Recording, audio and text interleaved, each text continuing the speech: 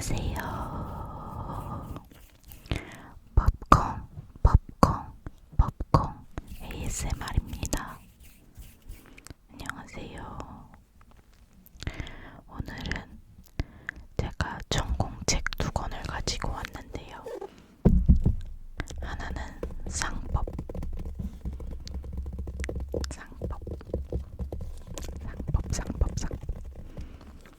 그리고 하나는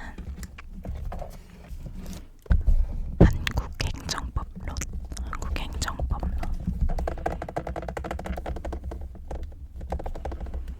되게 두껍죠?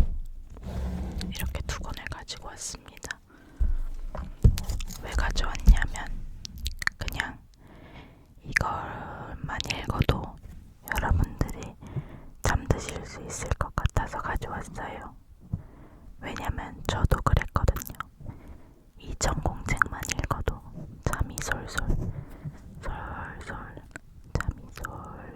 왔거든요.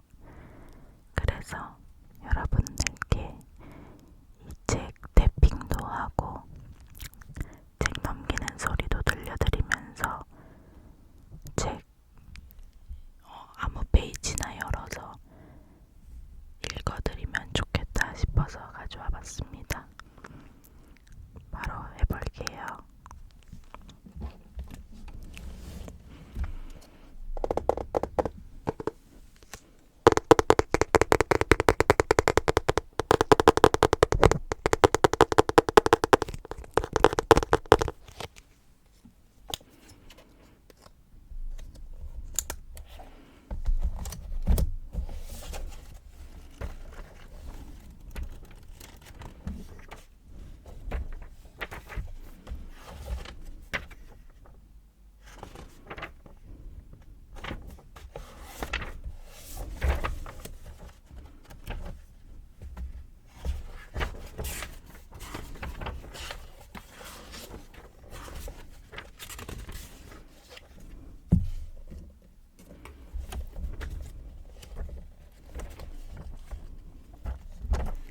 읽어볼게요.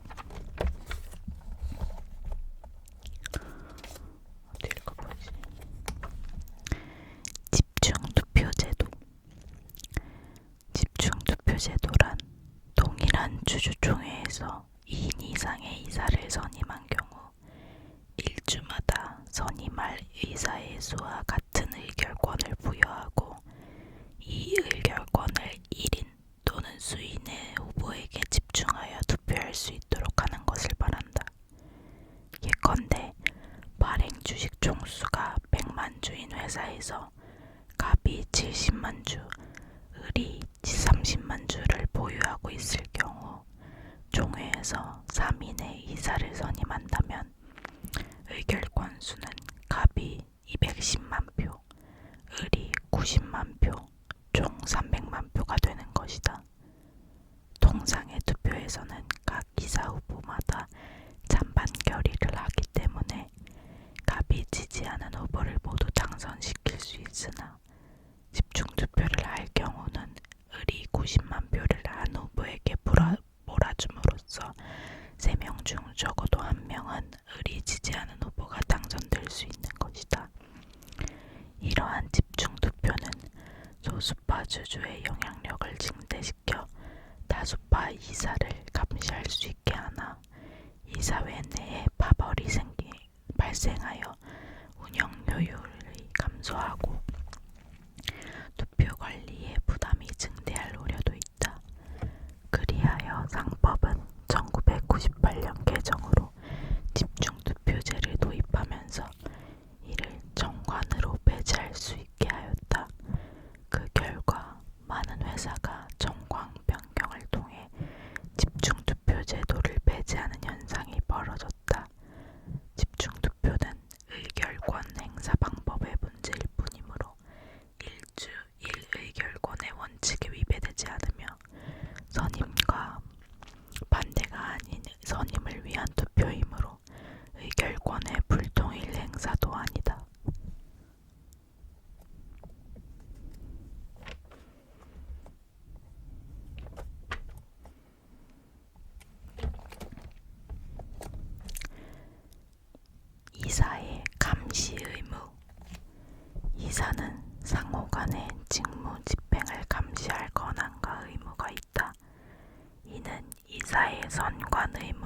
구체화한 것으로 상법에 명문 규정은 없으나 학설과 판례에 의해 인정되고 있다. 이사의 감시권은 대등한 이사상호 간에 행사되며 직접 다른 이사의 제재를 가하는 것이 아니고 이사회 등의 감독, 감사기관의 시정을 호소하는 수단이라는 점에서 이사회의 감독권과 구별된다.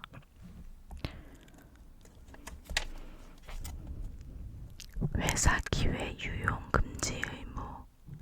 이사는 이사회의 승인 없이 현재 또는 장래에 회사의 이익이 될 수 있는 사업 기회로서 직무를 수행하는 과정에서 알게 되거나 회사의 정보를 이용한 사업 기회 및 회사가 수행하고 있거나 수행할 사업과 밀접한 관계가 있는 사업 기회를 자기 또는 제3자의 이익을 위하여 이용하여서는 안 된다.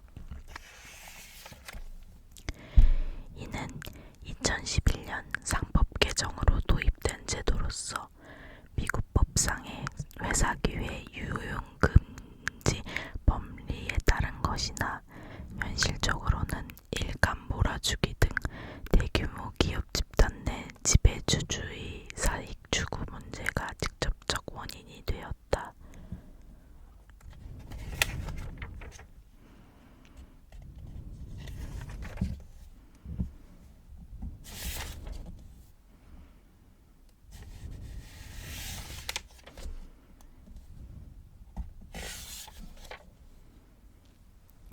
대표 소송. 이사의 회사에 대한 책임은 대표이사가 이를 추궁할 책임이 있고 소에 의하여 이사의 책임을 추궁하기 위해서는 감사가 회사를 대표하여야 하나 회사 내부 관계상 이러한 책임 추궁이 제대로 이루어지지 않을 수 있다. 이러한 경우 주주가 직접 이사의 회사에 대한 책임을 추궁하는 소를 제기할 수 있는데 이를 대표소송이라고 한다. 주주의 대표소송 제기권은 이사에 대한 사후적 책임 추궁 수단으로서 공익권에 속한다.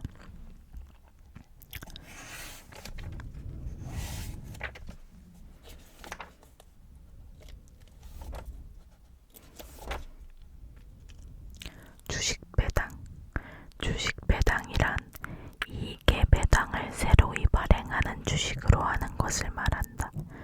주식배당은 배당 가능 이익을 유출시키지 않고 사내에 유보할 수 있는 장점이 있으나 금전에 의한 배당을 받을 주주의 권리를 침해할 우려도 있다. 그리하여 상법은 주식배당이 이익배당 총액의 2분의 1을 초과하지 못하도록 하고 있다.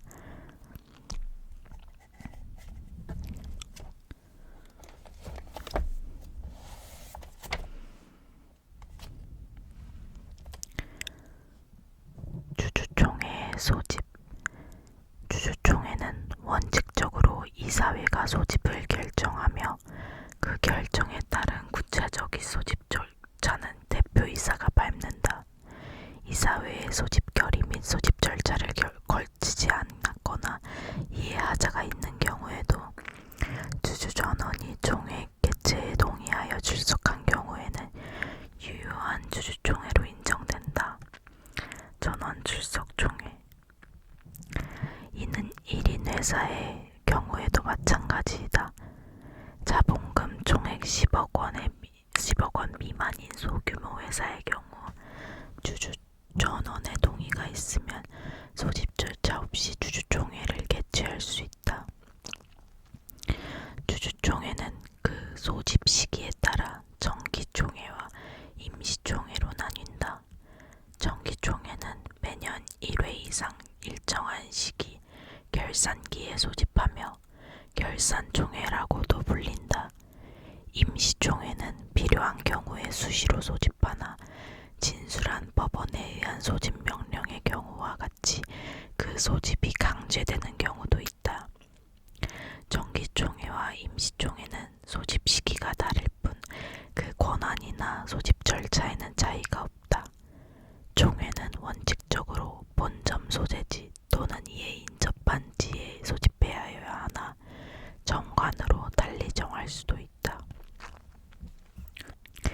종회를 소집하려면 주주총회일의 2주 전에 회의의 목적사항을 담은 서면으로 각 주주에게 통지를 발송하여야 하며 각 주주가 동의한 경우에는 전자문서로 통지가 가능하다. 자본금 총액 10억 원 미만의 소규모 회사는 주주총회일에 10일 전에 통지하면 된다. 그러나 의결권 없는 주주에게는 소집 통지를 하지 않아도 된다. 여기서 의결권 없는 주주라 함은 무의결권주 외에 자기 주식 및 상호 보유 주식의 주주를 포함한다. 또한 소집 통지가 주주 명부상 주주의 주소에 3년간 계속 도달하지 않은 경우 회사는 해당 주주에게 소집 통지를 하지 아니할 수 있다.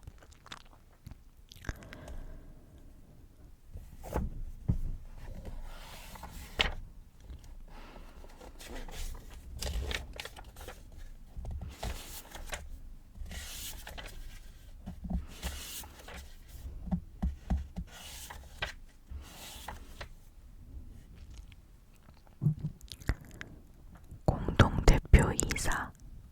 공동대표이사란 다른 대표이사와 공동으로서만 회사를 대표할 수 있는 대표이사를 말한다. 단지 수인의 대표이사를 둔 데 불과한 경우 각자가 대표권을 가지므로 독단적인 대표권 행사에 폐단이 있을 수 있다.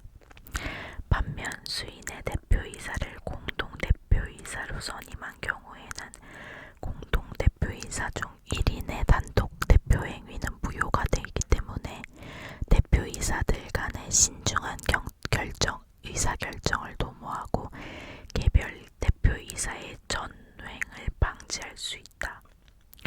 공동대표이사는 거래 안전에 큰 영향을 미치므로 등기사항으로 되어 있다.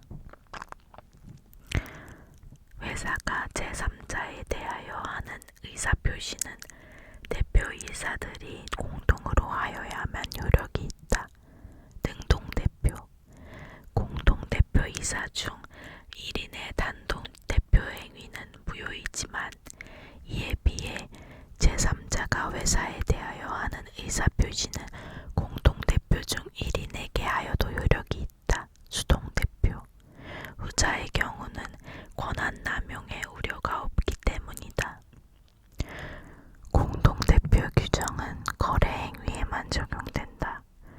불법 행위의 경우 공동대표이사 중 1인이 단독으로 이를 행한 때에도 회사는 연대하여 책임을 진다. 이번엔 한국행정법론 읽어보겠습니다.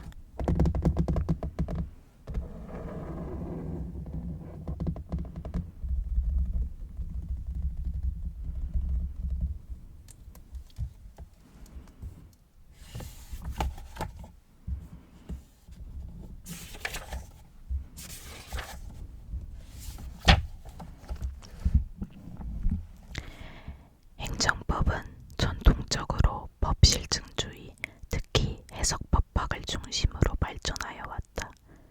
해석법학으로서 행정법학은 법학 방법론의 관점에서 여전히 중요한 의미를 가진다. 행정법의 영역에서도 해석론 외에 입법 정책론, 비교법 연구 및 법제사 연구 등이 수행되고 있다. 그러나 근래에는 법 제정을 지향하는 행위학 내지 조종학으로서의 행정법학이 강조되고 있다. 이러한 행정법은 행정을 주된 연구의 대상으로 삼고 있다. 그러나 행정의 개념은 다의적이며 그 의미를 파악하기가 쉽지 않다. 행정법학의 대상인 행정은 주로 공행정이다. 행정은 경제 분야나 사회 분야와 같이 사적인 영역에서도 존재할 수 있다. 그러나 공행정은 조직적, 기능적, 그리고 법적으로 그 자체가 하나의 완전한 통일을 이루고 있으며 이러한 점에서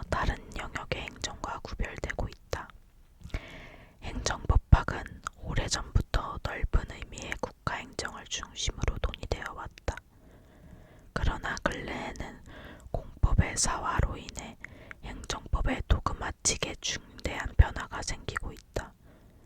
독일의 대표적 행정법학자인 슈미트 아스만 교수는 행정법의 개혁에 있어서 중추적인 것은 바로 행정법 도그마틱의 개혁이라고 강조한 바 있다.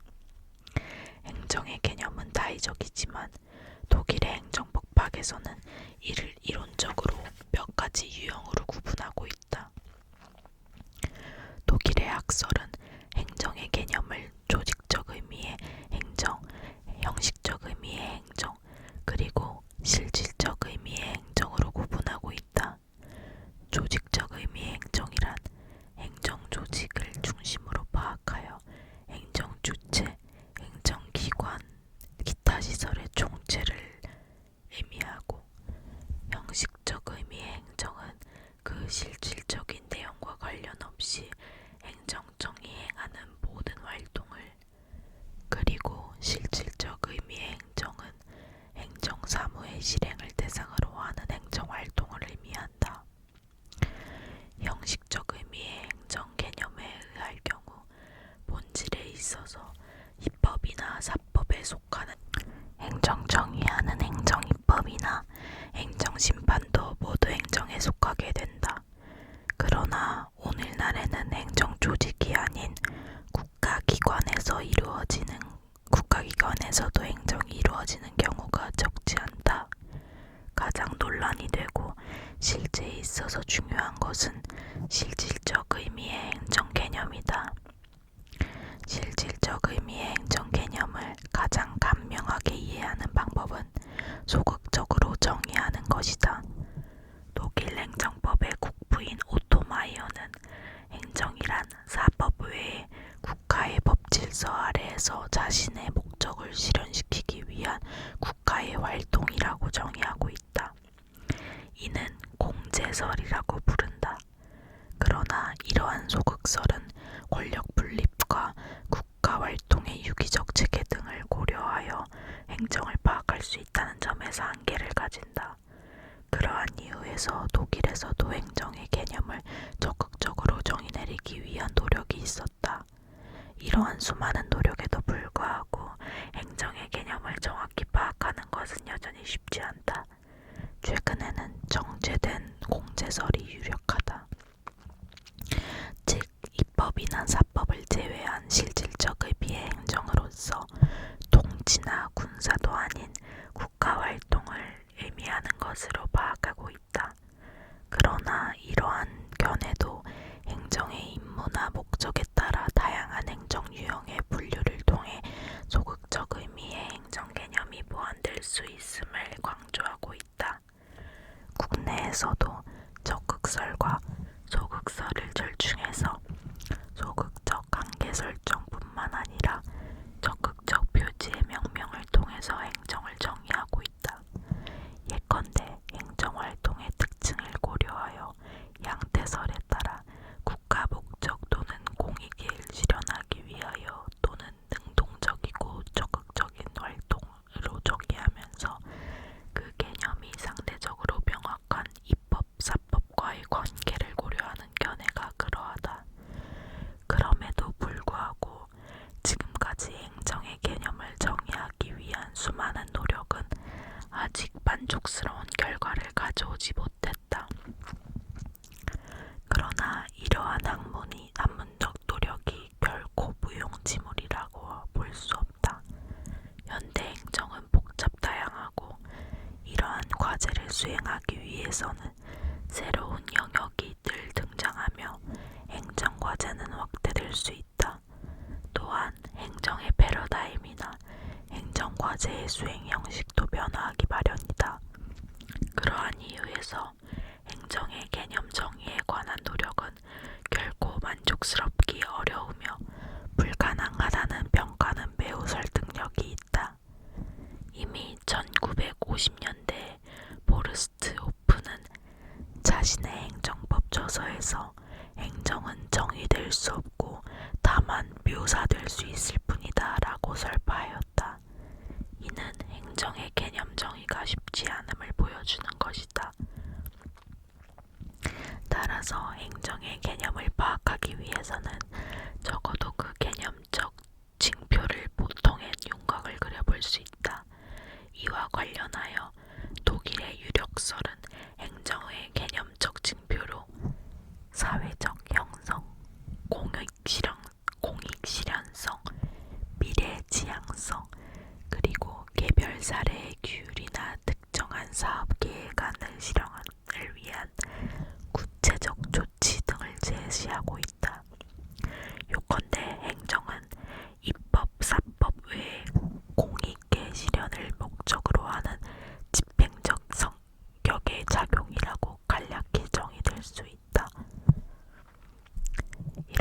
그래서 오늘은 제가 2학년 때 배웠던